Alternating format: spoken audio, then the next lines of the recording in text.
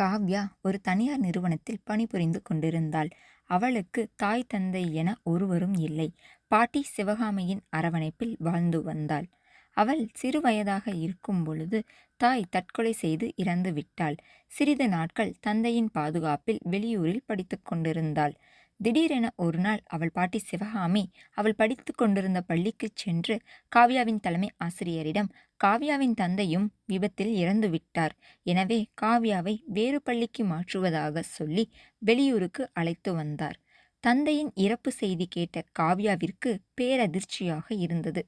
தாய் தந்தை என இருவரும் இல்லாமல் இனி எப்படி வாழப்போகிறோம் என்ற கேள்வி அந்த பிஞ்சு மனதை வாட்டியது. பாட்டி சிவகாமி கொடுத்த அன்பும் தைரியமும் இப்பொழுது அவள் படித்து வேலையில் அமரும் வரை உறுதுணையாக உள்ளது என்றே கூறலாம். ஆனால் தந்தையின் இறப்புக்கு ஏன் என்னை அழைத்துச் செல்லவில்லை என்ற கேள்வியும், எதனால் சொந்த ஊரை விட்டு உறவினர்களை விட்டு விட்டு வெளியூருக்கு வந்தோம் என்ற கேள்வியும் அவளுக்கு கேட்க தோணவே இல்லை. அவள் பாட்டியும் அதை பற்றி இதுவரை சொல்லவே இல்லை.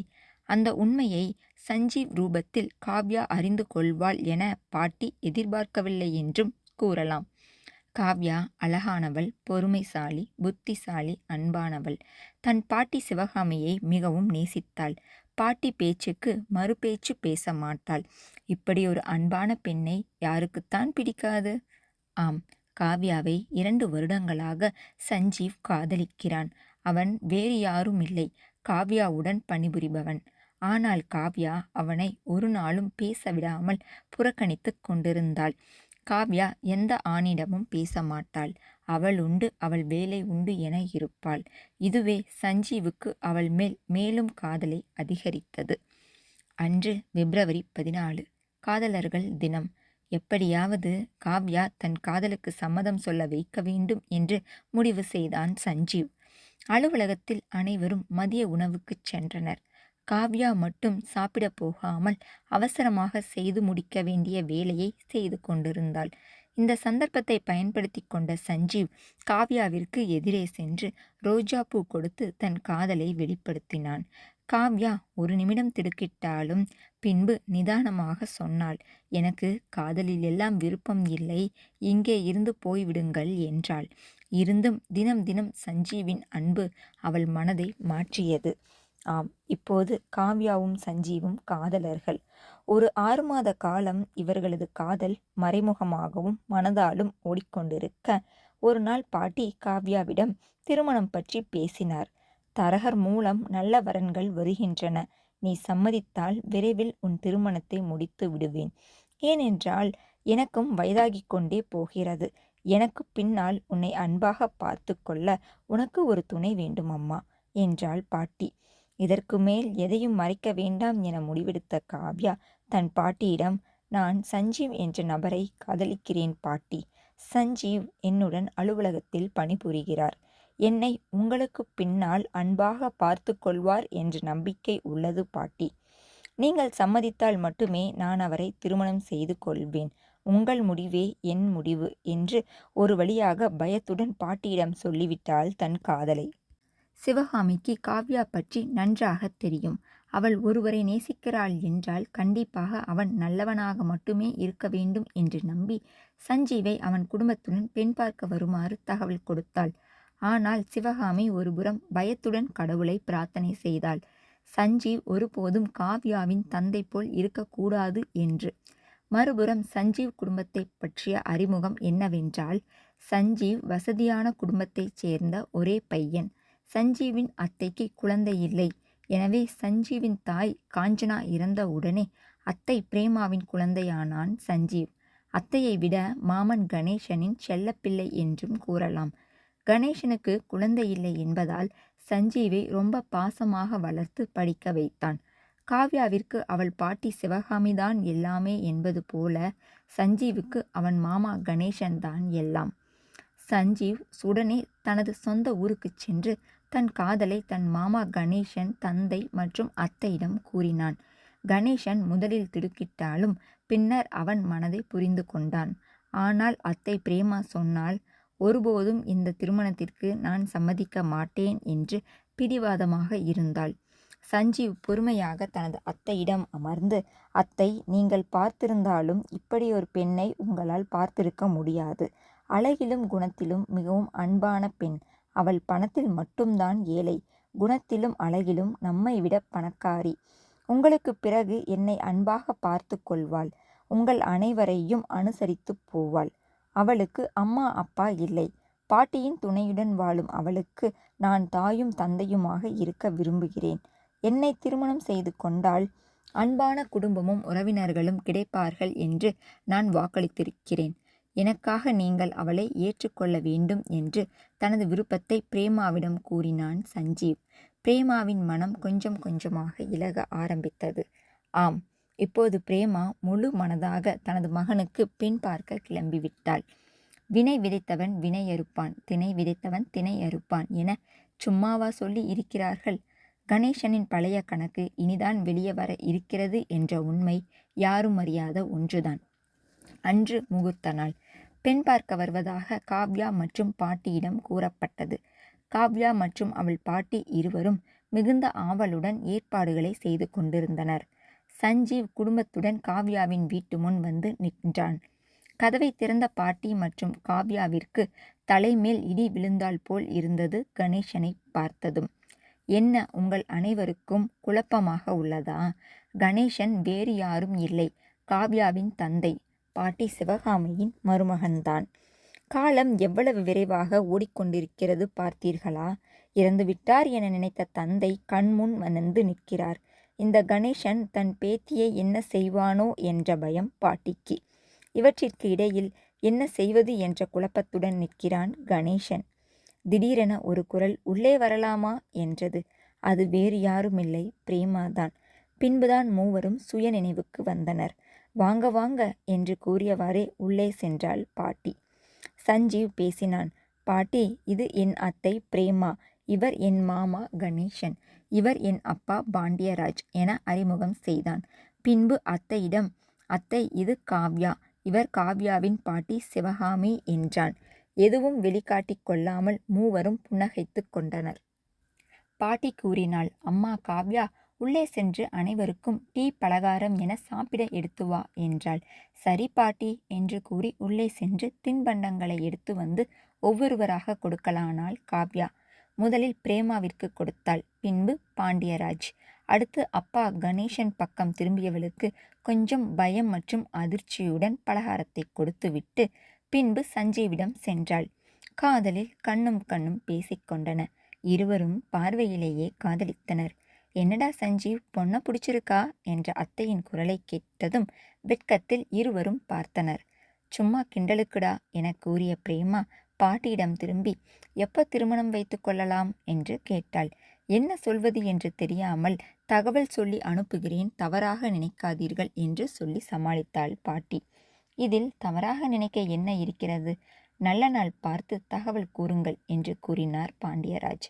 சஞ்சீவ் குடும்பத்தினர் மெதுவாக விடைபெற்று கொள்ள செய்வதறியாது இரு உள்ளங்கள் நின்று கொண்டிருந்தன. அது வேறு யாரும் இல்லை, பாட்டியும் பேத்தியும் தான்.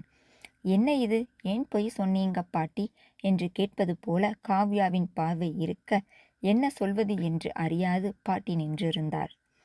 காவ்யா மெதுவாக பாட்டி சிவகாமி அருகில் சென்று, என் விழிகள் பார்த்தது எல்லாம் உண்மைதானா? நான் பார்த்தவர் என் தந்தை கணேசனா, இல்லை சஞ்சீவின் மாமா கணேசனா? நீங்கள் என்னிடம் எதையும் மறைக்க மாட்டீர்கள். ஆனால் நீங்கள் இறந்துவிட்டதாக கூறிய என் தந்தை எப்படி இன்று உயிருடன் நம் கண்முன்னே வந்தார்? எனக்கு ஒன்றுமே புரியவில்லை என காவ்யா பேசிக்கொண்டே செல்ல சிவகாமி மௌனம் மட்டுமே தொடர்ந்தது. காவ்யா மீண்டும் பேசலானாள். நீங்கள் ஏன் பாட்டி அப்பா இறந்தபோது என்னை அப்பாவிடம் அழைத்துச் செல்லாமல் இப்படி வெளியூர் அழைத்து வந்தீர்கள்? சாணக்கியபுரத்தில் உற்றார் உறவினர் என நிறைய பேர் இருக்க ஏன் நாம் மட்டும் இப்படி தனியாக வாழ்கிறோம்? அப்படியானால் என் அப்பா இறக்கவில்லை, இறந்துவிட்டார் என பொய் சொல்லும் அளவிற்கு என்னதான் நடந்தது என அடுக்கடுக்காய் கேள்விகளை அடுக்கிக் கொண்டே சென்றாள். இப்போ நீங்க சொல்ல போறீங்களா, இல்ல நான் அப்பாவிடமே சென்று கேட்கட்டுமா என்று கேட்டவாறு வாசக்கதவை நோக்கி முன்னேறி சென்றவளை, வேண்டாம் தாயே, நில்லு, நான் சொல்லிவிடுகிறேன் நடந்த எல்லாவற்றையும் என்று கூறியவாறே நடந்த உண்மையை கூற ஆரம்பித்தாள் பாட்டி சிவகாமி. எனக்கும் உன் தாத்தாவிற்கும் உயிருக்கு உயிராயிருந்தவள்தான் உன் தாய் பார்வதி. உன் தாத்தா ஒரு கூலித் தொழிலாளி. உன் தாய்க்கு எல்லாமே உன் தாத்தாதான். எனக்கு உடல்நிலை சரியில்லை என்றால் கூட உன் அம்மா கண்டு கொள்ள மாட்டாள். ஆனால் உன் தாத்தாவிற்கு சளி பிடித்தால் கூட வீட்டை இரண்டாக்கி விடுவாள்.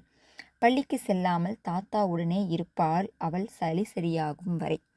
இப்படி அப்பா பிள்ளையாகவே சந்தோஷமாக பள்ளிப்படிப்பை முடித்தாள். கல்லூரிக்கு வீட்டிலிருந்தபடியேதான் செல்ல வேண்டும் என அருகில் இருந்த கல்லூரியில் சேர்ந்தாள். கல்லூரி படிப்பை முடித்ததும் வேலைக்கு சென்று கஷ்டப்படக்கூடாது என்று உன் தாத்தா வீட்டிலேயே உன் அம்மாவை இருக்க வைத்து விட்டார். இப்படி நான் உன் அம்மா உன் தாத்தா என 22 வருடங்கள் போனதே தெரியாமல் மகிழ்ச்சியாக வாழ்ந்து கொண்டிருந்தோம். உன் அம்மாவிற்கு திருமண வயதாகிவிட்டதால் மாப்பிள்ளை பார்த்து கொண்டிருந்த போது உன் தாத்தா சொன்னார், அம்மா பார்வதி, உறவினரில் நல்ல பையன் ஒருவன் இருக்கிறான். வெளியூரில் வேலையாம். நல்ல சம்பளம் தாயே. நீ சரி என்று சொன்னால் உடனே பேசி முடித்து விடுவேன் என்றார். ஆனால் பார்வதி மெல்ல தந்தையின் அருகில் அமர்ந்து, அப்பா, ஒரு வேளை சோறு போடுபவனாக இருந்தாலும் பரவாயில்லை. அவன் சொந்த ஊரில் இருப்பவனாக இருக்க வேண்டும். நான் நினைத்தால் உடனே உங்களை பார்க்கும் தூரத்தில் எனக்கு திருமணம் செய்து வையுங்கள் என்று கூறிவிட்டு உள்ளே சென்று விட்டாள். உன் தாத்தாவும் பக்கத்து ஊரான சாணக்கியபுரத்தில் விசாரித்து உன் அப்பாவை மாப்பிள்ளையாக தேர்வு செய்தார். உன் அப்பா ஒரே பையன், பணக்கார குடும்பத்தைச் சேர்ந்தவன். படித்து முடித்துவிட்டு அப்பாவின் தொழிலை பார்த்து கொண்டிருந்தார். எங்களால் முடிந்த அளவிற்கு நகைகள் போட்டு உன் அம்மாவை திருமணம் செய்து வைத்தோம். திருமணம் முடிந்த பிறகு உன் அம்மா அப்பா இருவரும் மிகுந்த சந்தோஷமாக வாழ்ந்தனர். பின்பு நீ பிறந்தாய். எங்களது வாழ்வின் சந்தோஷம் இரட்டிப்பாக மலர்ந்தது. இப்படியே ஒரு 5 வருடங்கள் ஓடின. உன் அப்பாவிடம் பல மாற்றங்கள் தெரிந்தன. அடிக்கடி நண்பர்களுடன் சேர்ந்து சுற்றுலா செல்வது, பார்ட்டி என்று கூறி குடித்துவிட்டு வீட்டிற்கு வருவதுமாக இருந்தார். ஏன் இப்படி நடந்து கொள்கிறீர்கள் என்று உன் தாய் சண்டையும் போடுவாள்.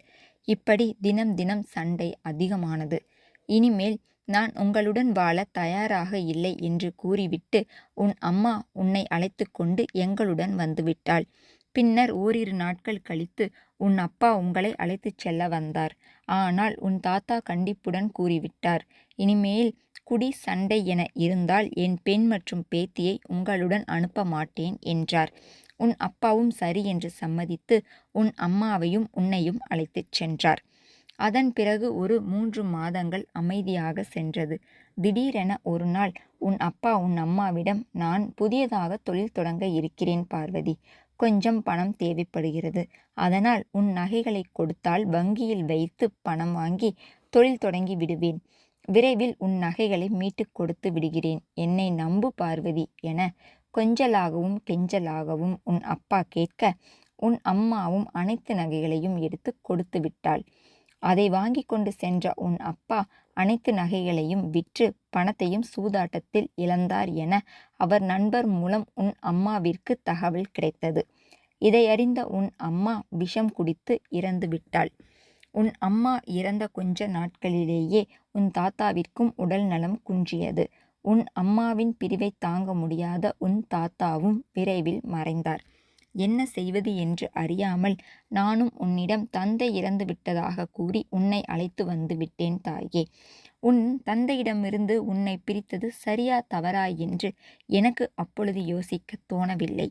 உன் அம்மாவும் என்னுடன் இல்லை. உன் தாத்தாவும் இறந்து விட்டார்.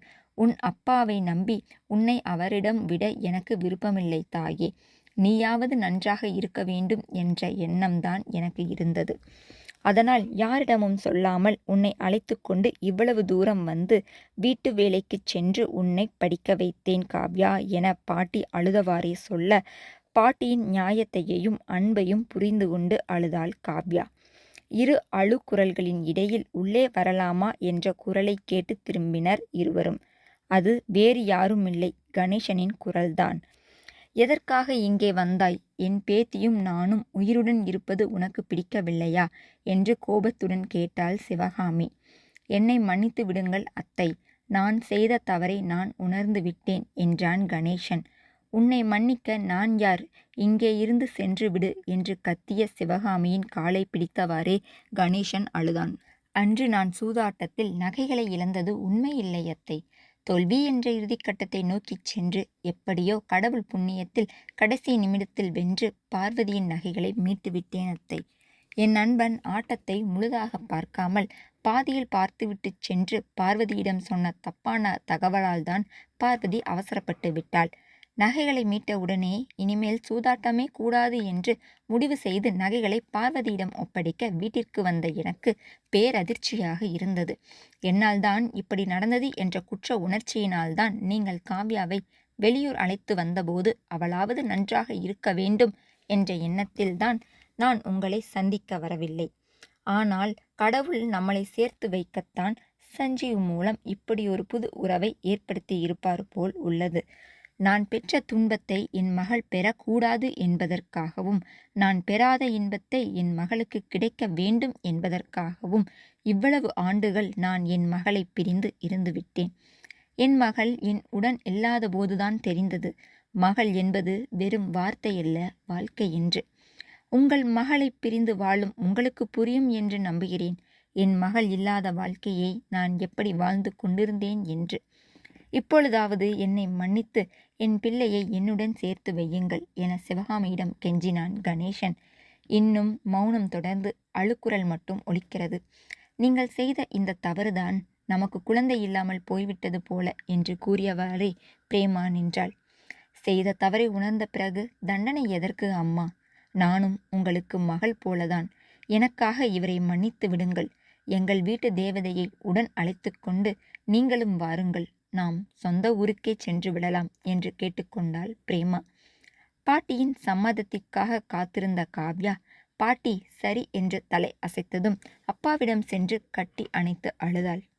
சஞ்சீவுக்கு பெரும் மகிழ்ச்சி என்றே கூறலாம்.